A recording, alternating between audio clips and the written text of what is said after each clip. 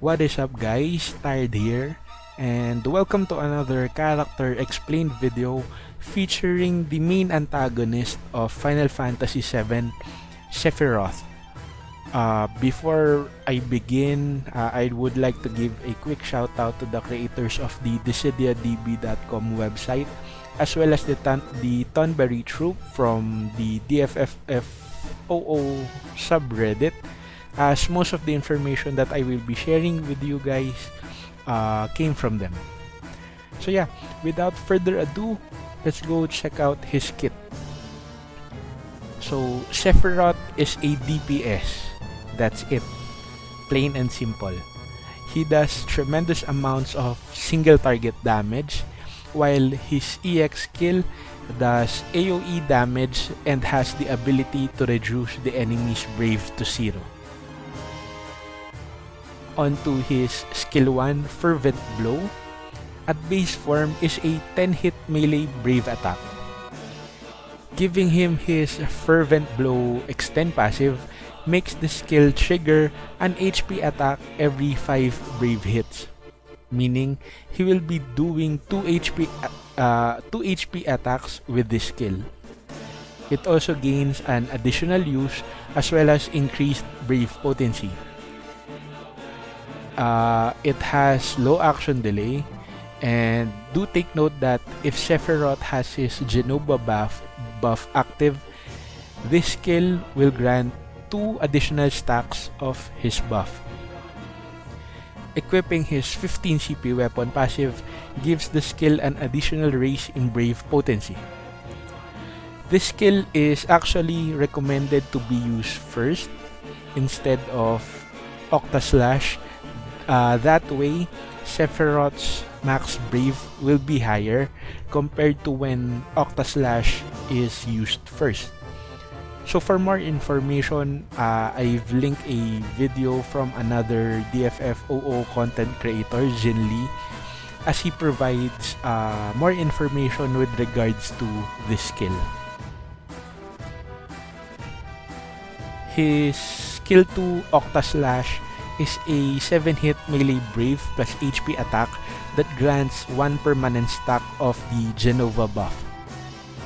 Genova raises Sephiroth's speed based on the number of its stack while lowering the enemy's speed. Equipping the Octa Slash extend passive gives the skill a tremendous increase in brave potency as well as overflow of up to 150%. When Genova is active, his brave attack turns into brave attack plus, which turns into a 5-hit brave attack with tremendous brave potency. Giving him his 35 CP weapon passive grants Octa Slash plus 1 use while raising the brave potency of the skill. The maximum stack of Genova is increased by 1, and he will now gain an additional stack of Genova if Octa Slash breaks a target or is hitting a broken target. He also receives a raise in max brave and attack based on the number of Genova stacks he has.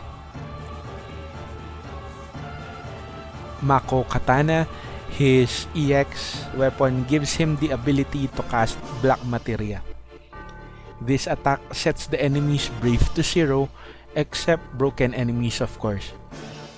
Sephiroth raises his brave based on his attack and deals 100% AoE HP damage to all enemies. No ability use will be consumed after using this skill.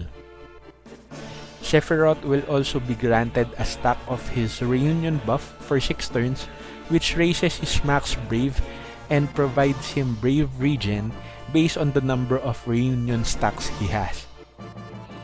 Max limit breaking his EX weapon basically raises the brave gain of the skill, and it gains a slight raise in recast speed. It is important to note though that at 2-3, he will now be granted 3 stacks of reunion when using Black Materia. Realizing Mako Katana into Mako Katana Plus drastically improves the stats given by the weapon. At 03, Black Materia now gains an overflow of 120%. Also, Sephiroth's HP attack turns into HP attack plus, which turns into a 3-hit melee brave plus HP attack that has an overflow of 120%. At 1-3, his attack is raised, and at 2-3, he is granted 3 stacks of Genova and 2 stacks of Reunion for 6 turns at the start of the quest. His max Braven attack is further increased based on the number of Genova stacks he has. At max limit break, Black Materia gains max Brave overflow limit for gained Brave, while his other skills also gain additional overflow limit as well. Some notable passives: Wand-Wing Angel, his level 50 Crystal Awakening slightly raises his initial Brave, max Brave, attack, defense if his HP is at max at the start of the final wave. His level 54 Crystal Awakening moderately raises his attack while Genova is active. His 58 Crystal Passive slightly raises his max Brave and speed while buffed. His 68 Crystal Passive raises his initial Brave and max Brave by 20%. His AA skill, Attack Boost Up, slightly raises the attack and max Brave for 2 turns. Equipping the AA Extend passive slightly improves the max Brave Up effect as well as the attack up effect. So, Sephiroth is a strong melee character, maybe on par with Tifa, currently on the DFFOO global version. He has amazing longevity with his powerful HP attack as well as due to the free skill usage given after using his EX. His EX can also act as gravity as it sets enemies brave to 0, albeit having a slow recast speed. He also provides a small speed down aura onto the enemies with his Genova buff. For the downsides, outside of his speed aura and damage, he does not really provide anything to the party. All that is but that is how most of the DPS type characters are. Also, it is important to keep his unique buffs up, such as the reunion buff. With this, you really need to be careful with his skill and when to use his EX. For ingots, 3-3 is recommended, while for artifacts, it is recommended to have him at 3 attack plus 108 and 3 2-star one-winged angel boost to further increase his attack. Max Brave plus 330 is a good substitute as well. So yeah, there you have it, guys. Sephiroth is just downright a DPS unit. His kit is really not that complicated to use.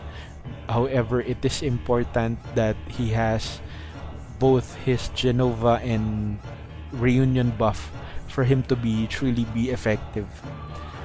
There you have it, guys.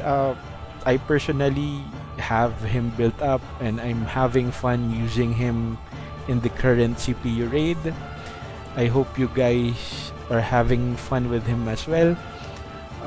Let me know in the comment section down below on what you think about him. If you have learned anything about him with regards to his kit, please leave a like on the video. So yeah, without further ado, good luck on your games, guys, and I will see you on the next video.